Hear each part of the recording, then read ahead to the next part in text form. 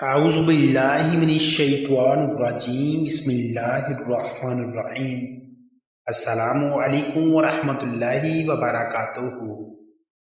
احادیث میں اس سورت کی بہت فضیلت بیان کی گئی ہے۔ آج کی اس ویڈیو میں ہم آپ کو اس فضیلت والی سورت کا ایک مجرب اور آسان وظیفہ بتائیں گے، جس کو صرف چند بار پڑھنے سے اللہ تعالیٰ آپ کی تمام حاجتیں غیب سے پوری فرما دے گا۔ یہ آسان سا عمل آپ کو ویڈیو کے آخر میں بتایا جائے گا۔ حضرت ابو سعید خدری رضی اللہ تعالی عنہ سے روایت ہے کہ نبی کریم صلی اللہ علیہ وآلہ وسلم نے ارشاد فرمایا، کیا تم میں سے کوئی اس سے عاجز ہے کہ وہ رات میں قرآن مجید کا تہائی حصہ پڑھ لے؟ صحابہ کرام رضی اللہ تعالیٰ عنہ کو یہ بات مشکل معلوم ہوئی اور انہوں نے عرض کی، یا رسول اللہ صلی اللہ علیہ وآلہ وسلم، ہم میں سے کون اس کی طاقت رکھتا ہے؟ تو آپ صلی اللہ علیہ وآلہ وسلم نے ارشاد فرمایا، سورہ اخلاص تہائی قرآن کے برابر ہے۔ حضرت عائشہ صدیقہ رضی اللہ تعالیٰ عنہ حضور پر نور صلی اللہ علیہ وآلہ وسلم نے ایک شخص کو ایک لشکر میں روانہ کیا۔ وہ اپنے ساتھیوں کو نماز پڑھاتے تو سورہ فاتحہ کے ساتھ سورت ملانے کے بعد سورہ اخلاص پڑھتے تھے۔ جب لشکر واپس آیا تو لوگوں نے نبی کریم صلی اللہ علیہ وآلہ وسلم سے یہ بات ذکر کی تو آپ صلی اللہ علیہ وآلہ وسلم نے ان سے ارشاد فرمایا، اس سے پوچھو کہ تم ایسا کیوں کرتے ہو؟ جب لوگوں نے اس سے پوچھا تو اس نے کہا، یہ سورت رحمان یعنی اللہ تعالیٰ کی صفت ہے، اس وجہ سے میں اسے پڑھنا پسند کرتا ہوں۔ تاجدار رسالت حضور صلی اللہ علیہ وآلہ وسلم نے ارشاد فرمایا، اسے بتا دو کہ اللہ تعالیٰ اس سے محبت فرماتا ہے۔ حضرت انس رضی اللہ تعالیٰ عنہ سے روایت ہے، ایک شخص نے سید عالم صلی اللہ علیہ وآلہ وسلم سے عرض کی کہ مجھے اس سورت سے بہت محبت ہے۔ ارشاد فرمایا، اس کی محبت تجھے جنت میں داخل کر دے گی۔ سورہ اخلاص کا صرف ایک وظیفہ جس نے کئی لوگوں کی زندگی بدل دی، یقین، قرض سے نجات، شادی کے لیے، محبت کے لیے، ہر حاجت کے لیے مجرب وظیفہ، اور یہ بہت مجرب عمل ہے۔ اکثر آپ نے سنا ہوگا کہ رات کو ناخن کاٹنا اچھا عمل نہیں ہے۔ اسی طرح پر آپ نے یہ بھی سنا ہوگا کہ رات کو جھاڑو دینا اچھا نہ ہے۔ یہ تمام باتیں جو ہم سنتے ہیں، تاریخ میں ان کے بارے میں مختلف واقعات رونما ہو چکے ہوتے ہیں، جن کی وجہ سے کچھ ایسے کاموں سے روکا گیا ہے جو کہ رات کو نہیں کرنے چاہیے۔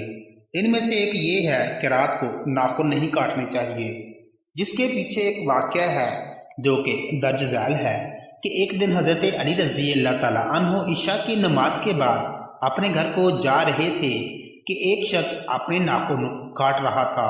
یہ دیکھ کر آپ علیہ السلام اس شخص کے پاس گئے اور فرمایا، اے شخص، میں نے اللہ کے رسول حضرت محمد صلی اللہ علیہ وآلہ وسلم سے سنا ہے کہ جو شخص رات کے وقت اپنے ناخن کاٹتا ہے وہ تنگ دستی، پریشانی اور بیماری میں گرفتار ہو جاتا ہے۔ تو اس پر اس شخص نے کہا کہ علی رضی اللہ تعالیٰ عنہ، کیا میں ایک سوال کر سکتا ہوں؟ تو آپ نے فرمایا، جو سوال کرنا چاہتے ہو کرو۔ تو اس شخص نے پوچھا کہ اے علی رضی اللہ تعالیٰ عنہ، رات کو ناخن کاٹنے سے پریشانی، تنگ دستی اور بیماری کیوں آ جاتی ہے؟ اس کی کیا وجہ ہے؟ سلام نے فرمایا، اے شخص، جب آدم علیہ السلام جنت میں تھے تو اللہ تعالیٰ نے جنت کی سب سے بہترین دات، جس سے لوح محفوظ کو بنایا گیا تھا، اللہ نے اس دات کا لباس آدم علیہ السلام کے جسم پر پہنایا جو کہ ناخن کی مثل تھا۔ اس لباس سے آدم علیہ السلام اور ان کی بیوی کا جسم ڈھکا ہوا تھا، لیکن جب آدم علیہ السلام نے نافرمانی کی تو اس شجر کے قریب گیا جس سے اس کو روکا گیا تھا، تو اللہ نے اس لباس کو آدم علیہ السلام کے جسم سے جدا کر دیا۔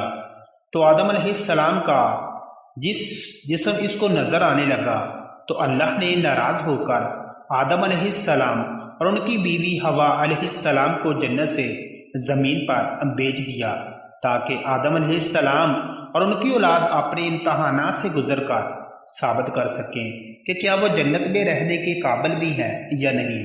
لیکن اس لباس کا کچھ حصہ انسان کی پاؤں کی اور ہاتھوں کی انگلیوں پر رہ گیا۔ اللہ نے رات کو سکون آرام آور عبادت کے لیے بنایا ہے۔ چاند کی روشنی انسان کے جسم کو تصوف سے ملاتی ہے اور معرفت قریب لے کر جاتی ہے۔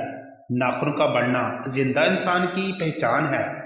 جو انسان جسم کے اس نورانی حصے کو رات کے وقت کاٹتے ہیں تو اس سے ان انسانوں کے کاموں میں رکاوٹیں پیدا ہوتی ہیں اور ذہن بدتری کی جاتا ہے۔ جو انسان اپنے ناخن کاٹ کر راستے میں پھینک دیتا ہے تو وہی ناخن پیروں تلے کچلے جاتے ہیں تو وہ انسان بیمار رہتا ہے اور تنگ دستی اس کے وجود پر حاوی ہو جاتی ہے۔ اس لیے ناخن دن کے وقت کاٹے جائیں اور کاٹ کر ایسی جگہ پر رکھے جائیں جہاں پر وہ پیروں تلے کچلے نہ جائیں۔